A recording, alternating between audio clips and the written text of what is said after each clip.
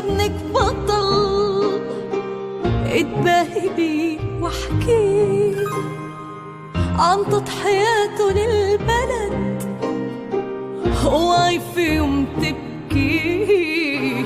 ربيتي احسن تربية، علمتي معنى التضحية، ولا حاجة اغلى من الضنا، وانتي صبورة ومؤمنة. قلتي دي حكمة ربنا علشان اكيد مطمنة انه في مكان دلوقتي اجمل من هنا.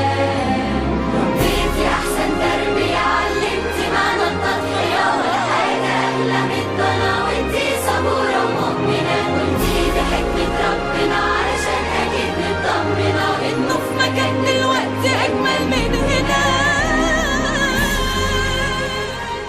اوعى تتصوروا ان سقوط ولاد مصر ما يوجعناش. لا ازاي؟ بس ولاد مصر دول سقطوا